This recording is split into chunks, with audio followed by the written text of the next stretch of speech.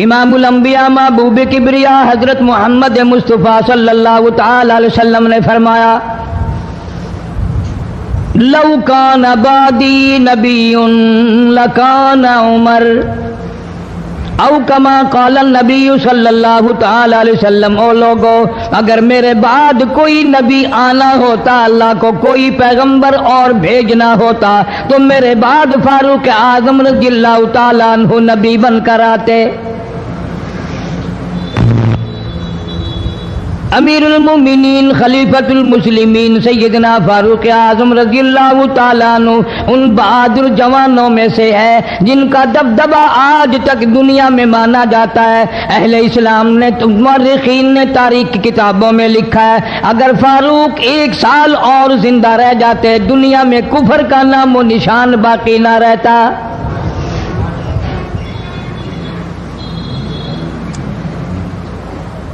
جناب فاروق اعظم رضی اللہ تعالیٰ عنہ بہت بڑا عظیم انسان ہے، بہت بڑا آدمی ہے، بہت بڑی ہستی کا مالک ہے۔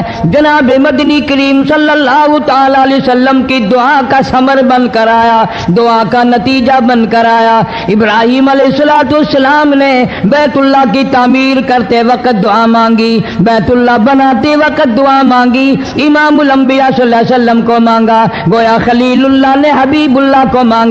خلیل کی دعا کا ثمر، خلیل کی دعا کا جواب، خلیل کی دعا کا نتیجہ کم سے کم 4000 سال بعد آیا۔ کالی کملی والے صلی اللہ علیہ وسلم نے جو فاروق اعظم کے لیے جھولی پھیلائی، ادھر جھولی پھیلائی، ادھر فاروق اعظم سامنے کھڑے تھے۔